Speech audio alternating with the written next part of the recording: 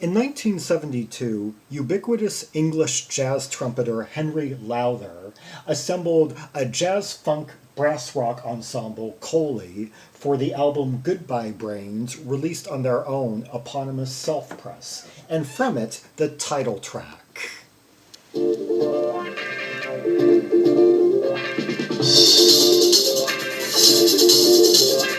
Panning hi-hat.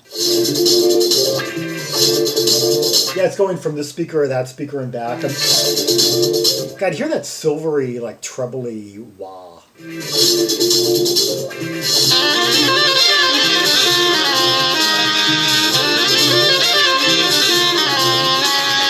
I love the quaintness of the production, the trebly sound quality of all the instruments that just come blasting out one by one now.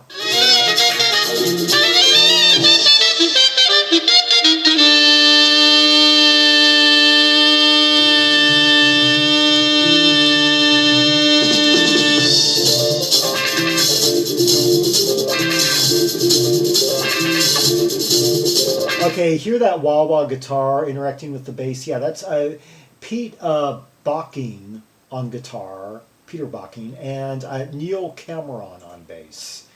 Yeah, and the two, looks like, limited credits for our guitar player here, and our bassist, 42 credits according to Discogs. Looking down, nothing I recognize.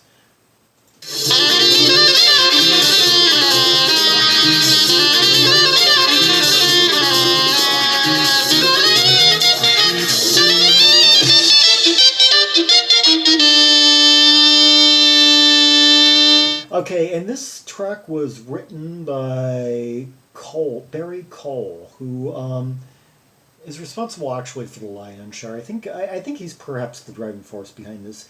Yeah, he's the producer, plays tenor, alto, and soprano, flute, clarinet, and bass clarinet, and he, only 4 credits according to Discogs. It's strange how Henry Lowther is like a gun for hire on here, and yet he's the one who's most accomplished outside the band.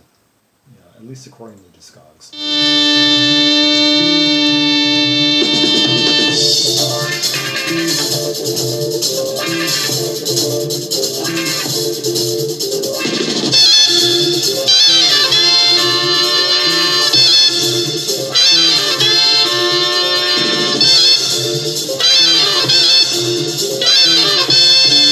Okay, we're basically just jamming along in D minor here.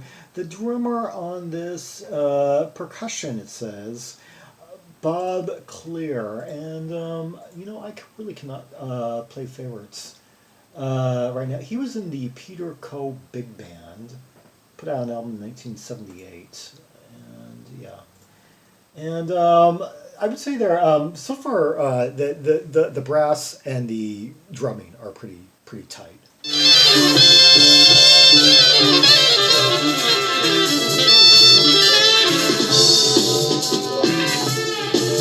Okay, now we're finally hearing the star player on Flugelhorn, Henry Lowther.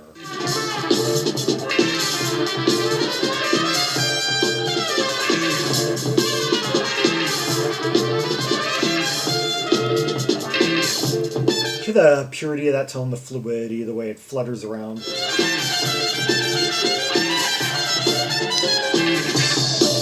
And Lowther came to the table with a lot of credits to his name already. He was 31 years old at the time. He had played with John Mayall's Blues Breakers. He had played on the Bare Wires album. He had played with Winder K. Frog. He had been on the first 2 albums by the Keith Hartley Band. Yeah, Half Breed and the Battle of Northwest 6. He was on Jack Bruce's debut solo album, Songs for a Tailor. At least one album by the Mike Westbrook Concert Band. And that's just getting... And he appeared on Locomotive's We Are Everything You See. Yeah, a Brummy classic. And Coliseum's Those Who Are About to Die Salute You. And that's just covering right up to 1970 there.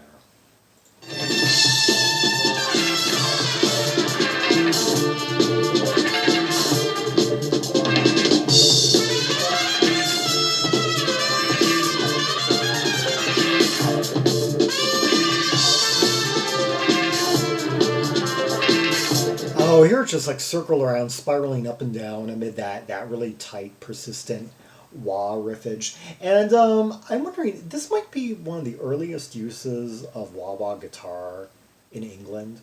I mean, it was a pretty new, played so deep like that. It was a pretty new development even for the US scene, but in the UK, one of the earliest traces of funk in the UK, the earliest perhaps being the Trifle album from 1970, First Meeting.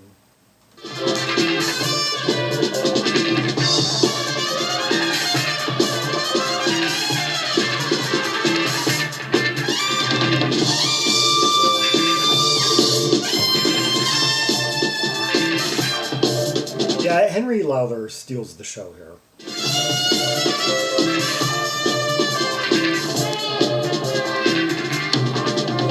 Yeah, the other players you see have been giving us kind of these really persistent, kind of simple written blasts of instrumentation that come across really loud in the mix, really aggressive and all. But Henry, and it's very effective and everything, very serviceable. But Henry Lowther is giving us a lot of tone, depth, fluidity, scale, and range. And he's doing it, and he's being a lot more kind of refined at the same time.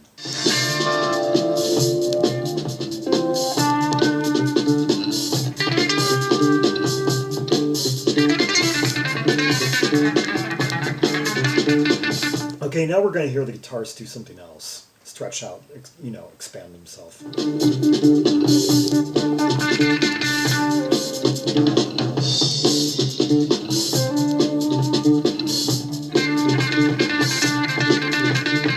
Seems to be somewhat enveloped.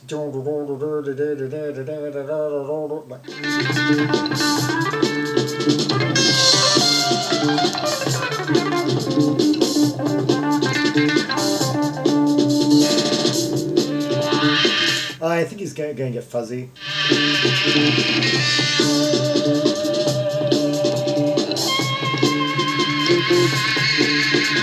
I don't know what that is, but I like it.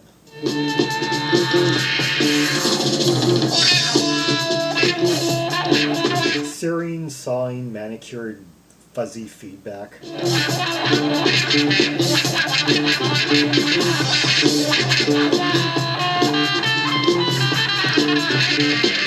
It's guitar, but it didn't quite sound like I'm not quite hearing the tactility of the strings as much as I was in the earlier soloing.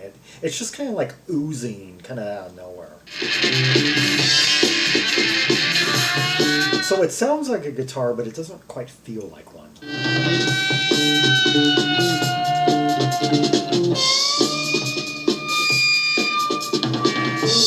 Oh, he's just making it ooze. And appreciate the circular bass style behind it, really adding a lot of depth.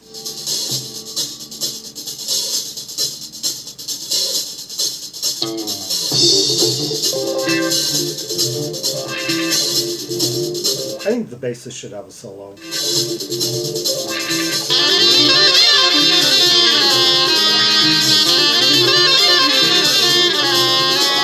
I like the tone that's being employed on that brass right there.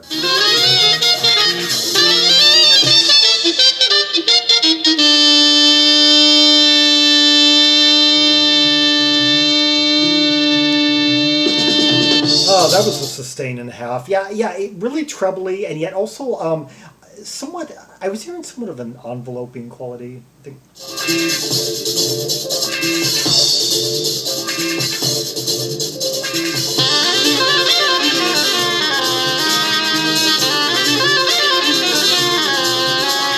Yeah, it kind of goes kind of.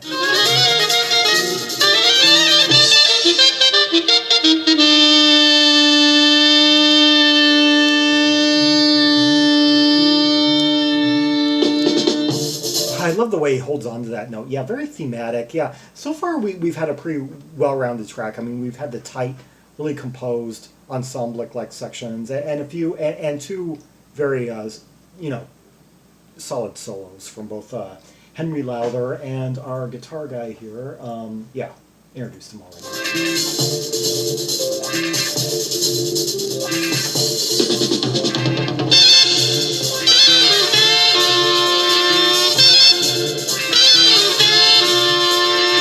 higher octave this time.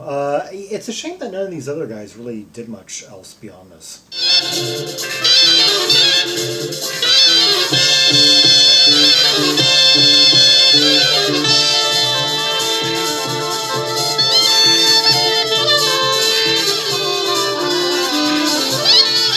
Finally, they're interacting. Yeah, Barry Cole and Henry Lowther are now interacting on here.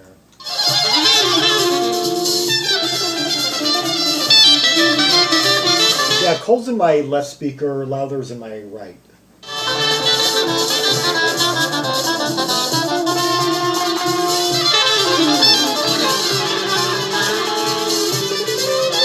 Yeah, it's like one's playing maybe fast, one's playing kind of slow, then one kind of speeds up, one's kind of like, yeah, they're just kind of like wiggling upward, kind of.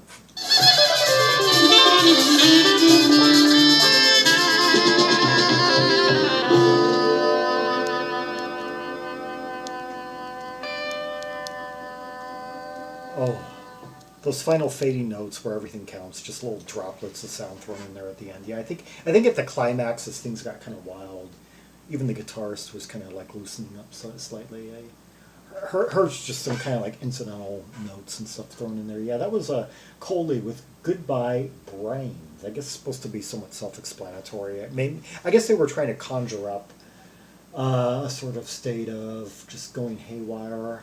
And from the album of the same name by the studio jazz funk brass rock ensemble Coley, yeah, from their only album released on Coley Records in 1972.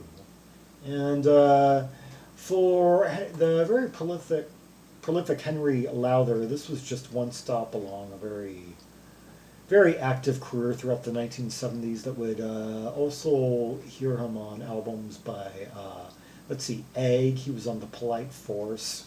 He was on A Symphony of Amaranths by Neil Ardley. Let's see, titles by Sean Phillips. Oh, Norma Winston's Edge of Time. Got some of the best albums of 1972. Spyro Gyra, Bells, Boots, and Shambles. Brian Ferry's These Foolish Things, his debut solo album. Lindsay DePaul's first solo album, Surprise. Caravans for Girls Who Grow Plump in the Night. Yeah, their 1973 release. Oh, Michael D. Albuquerque from ELO. Yeah, his debut solo album. We May Be Cattle, but We've All Got Names. And that's just going up to 1973. Page 2 of 13 pages. So yeah, very, very prolific career in the years and decades ahead. Yeah. From Henry Lowther and Coley, yeah. For more Rubies and Sapphires from the one, fine Coley album, see the directory of albums by English C artists linked in the description below. Like and subscribe, follow me on social media, share the video, and leave a comment if there are any observations you have about the track we just heard, the interplay, the composition, the sounds, the production employed, who had the best solo, the best break. And until next time, this is Zaragon, the world's most air travel maximalist, signing off.